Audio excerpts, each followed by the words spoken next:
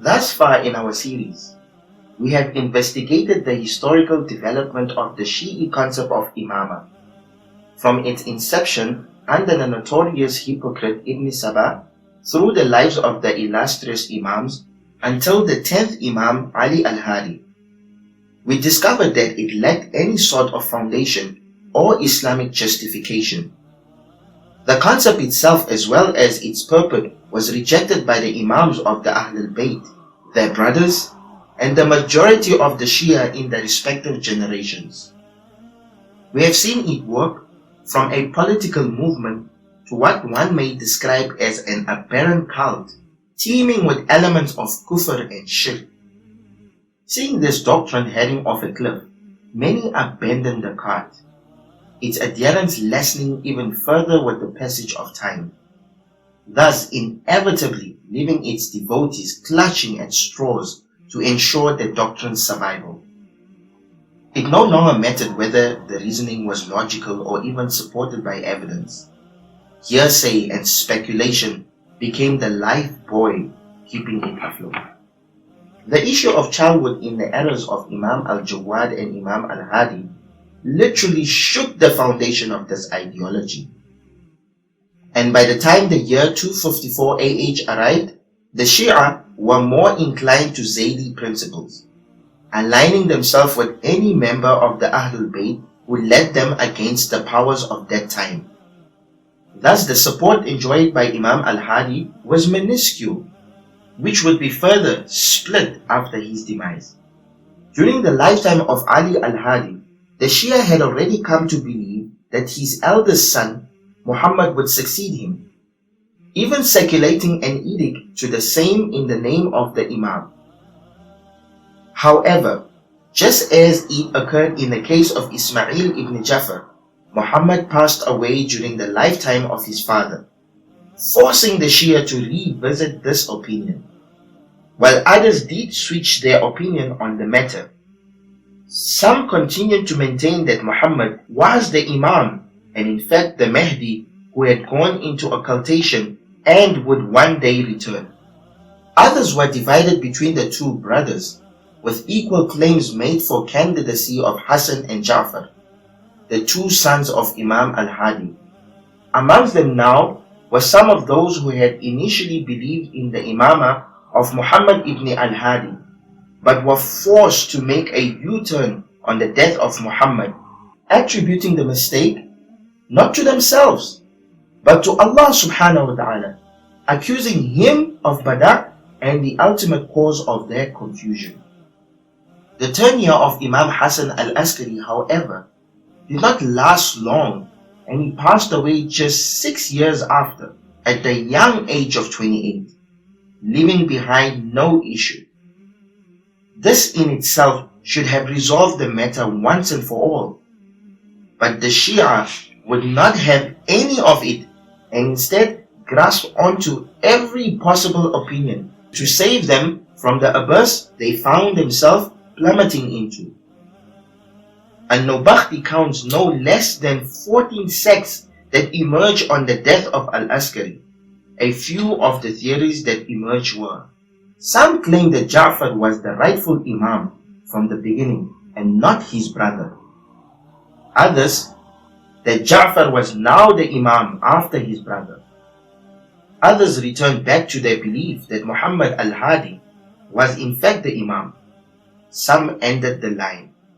Some chose to postpone all judgment on the issue, effectively burying their heads in the sand, while a few others pulled out an old card from the Shia box of tricks and said, there is a son, there has to be a son, and he is the Mahdi and he is gone into occultation, only to return one day at the appointed hour and restore justice to the earth.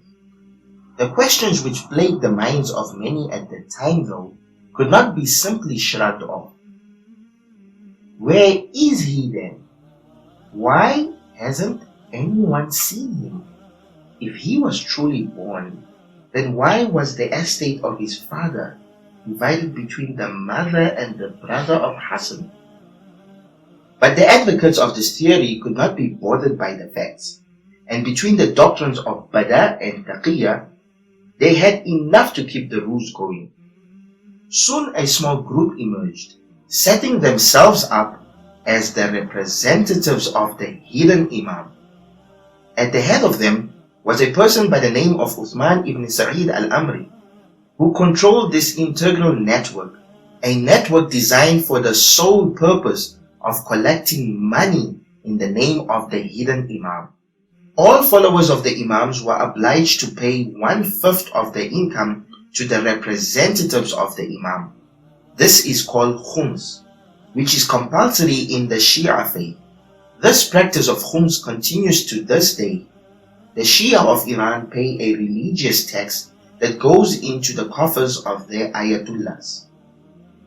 So the tale was soon crafted that the 11th Imam, Hasan al-Askari, had left behind a son before he died, who was supposedly 4 years old and was named Muhammad. According to Uthman ibn Sa'ids, this son went into occultation and nobody but Uthman ibn Sa'ids himself could have any contact with the hidden Imam. And from that point onwards, Uthman ibn Sa'ids would act as the wakil or representative of the hidden Imam and collect money in his name. Ja'far, the brother of Hasan al-Askari, insisted that no such son existed and tried his level best to expose the lies of Uthman ibn Sa'ids. Muj al-Mu'min writes in an introduction to Shi'i Islam, Ja'far remained unshakable in his assertion that his brother Hasan al-Askari had no progeny.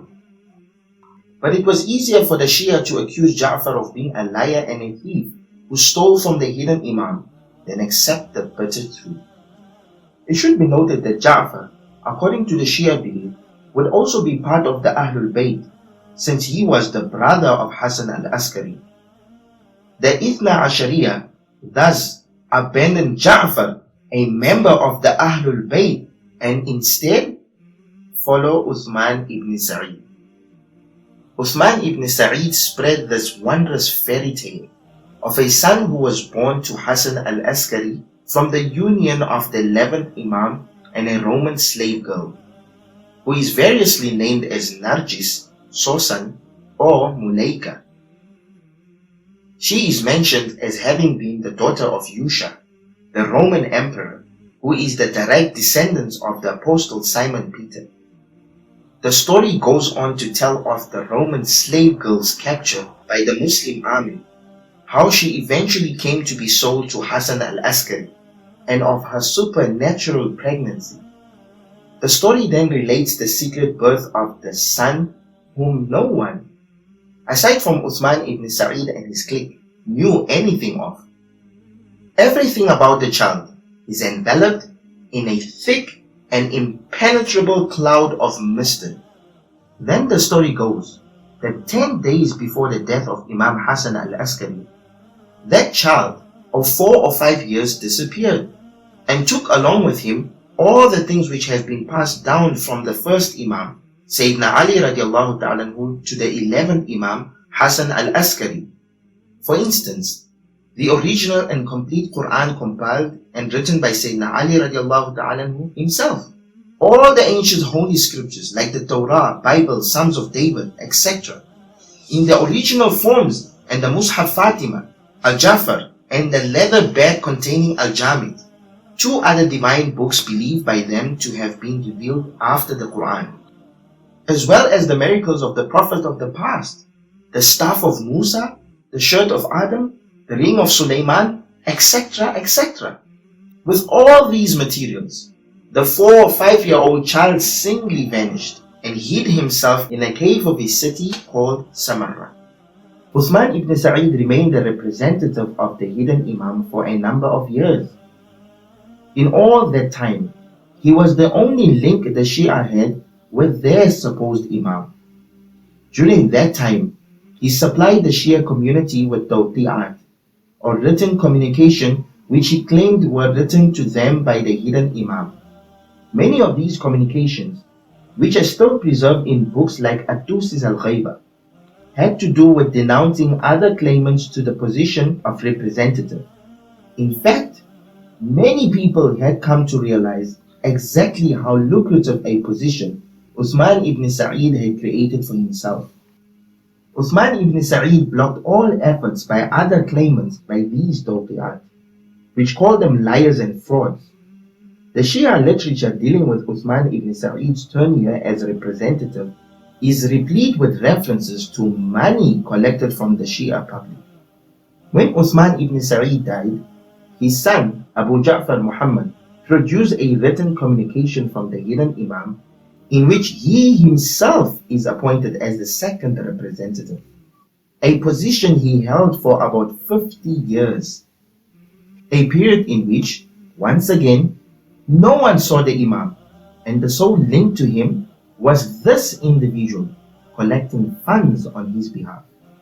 He too, like his father, had to deal with several rival claimants to his position, but the Tawqi'at which he regularly produced to denounce them and reinforce his own position ensured the removal of such obstacles and the continuation of the support from a credulous Shia public. Abu Ja'far Muhammad was followed in this position by Abu al-Qasim ibn Ruh al-Nawbakhti, a scion of the powerful and influential Nawbakhti family of Baghdad. Before succeeding Abu Ja'far, Abu al-Qasim was his chief aide in the collection of the 1/5 taxes from the Shia. Abu al-Qasim, like his two predecessors before him, too had to deal with the rival claimants, one of whom, Muhammad ibn Ali Shalmagani, used to be an accomplice of his. He is reported in Abu Ja'far at-Tusi's Kitab al-Ghaiba as having stated, "We knew exactly what we were into with Abu al-Qasim ibn Ruh. We used to fight like dogs over this matter of being representative." When Abu al-Qasim al-Nawbakhti died in 326 AH, he bequeathed the position of representative to Abu al-Hasan al-Samarri. Whereas the first three representatives were shrewd manipulators, Abu al-Hasan al-Samarri proved to be a more conscientious person. During his 3 years as representative, there was a sudden drop in Tawqi'at. However, when asked upon his deathbed as to who his successor will be, rather than expose the scheme for what it was, he answered that Allah himself would fulfill the matter.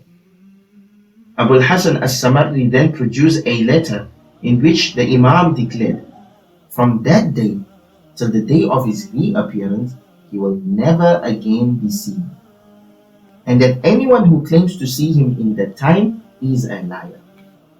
Thus, more or less after 70 years, the last door of contact with the hidden Imam closed.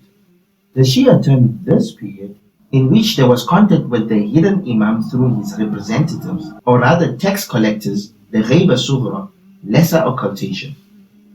And the period from the death of the last representative onwards, the Ghaiba Kubra, greater occultation. The Ghaiba Kubra has lasted for over 1,000 years. When one reads the classical literature of the Shia, in which the activities of the four representatives are outlined, one is struck by the constantly recurring theme of money. The representatives of the hidden Imam are always mentioned in connection with receiving and collecting the Imam's money from his loyal Shia followers. There is a shocking lack of any activities of an academic or spiritual nature. The Shia community never had the privilege of seeing or meeting the person they believed to be the author of the Tawqi'at. Their experience was limited to receiving what the representative produced. Even the argument of a consistent handwriting in all the various Tawqi'at is at best melancholy. There is no way one can get away from the fact that the existence of the hidden Imam rests upon nothing other than the acceptance of the words of the representatives, who had set themselves up in a rather lucrative position. The activities of those representatives go a long way to show that they were much more inspired by the desire to possess wealth than by pious sentiments of any kind. In Iran today, the Shia Ayatollahs are multimillionaires, or rather billionaires. as a result of the khums they procure from the Shia devout. They exploit religion for money, wealth and power. These Ayatullahs are today's representatives of the hidden Imam, as expounded upon at length by the Supreme Ayatollah Khomeini, who has duped the entire Shia community yet again by the doctrine of Wilayatul Faqih, granting himself Wilayatul Mutlaqa, meaning that he has absolute authority from Allah, since he is the representative of the Imam in his absence. And just as the four early representatives during the lesser occultation condemned and denounced all rival claimants, so too did Ayatollah Khomeini arrest and condemn all those Ayatollahs who questioned his position as representative of the Imam. And so the scam continues. Love for the Ahlul Bayt continues to be exploited for political and financial gain. Emotions are stirred to override logic, passions to cast aside reason, and hatred to blind from the truth. But it can only last so long. وَلَقَدْ فَتَنَّ الَّذِينَ مِنْ قَبْلِهِمْ فَلَيَعْلَمَنَّ اللَّهُ الَّذِينَ صَدَقُوا وَلَيَعْلَمَنَّ الْكَاذِبِينَ. Fraudsters always get exposed, and the schemes laid to waste, and they are inevitably left to face the wrath of Allah subhanahu wa ta'ala. وَمَنْ أَظْلَمُ مِمَّنِ افْتَرَى عَلَى اللَّهِ كَذِبًا أو قال أوحي إلي ولم يوحى إليه شيء ومن قال سأنزل مثل ما أنزل الله ولو ترى إذ الظالمون في غمرات الموت والملائكة باسطوا أيديهم أخرجوا أنفسكم اليوم تجزون عذاب الهون بما كنتم تقولون على الله غير الحق وَكُنْتُمْ عَنْ آيَاتِهِ تَسْتَكْبِرُونَ.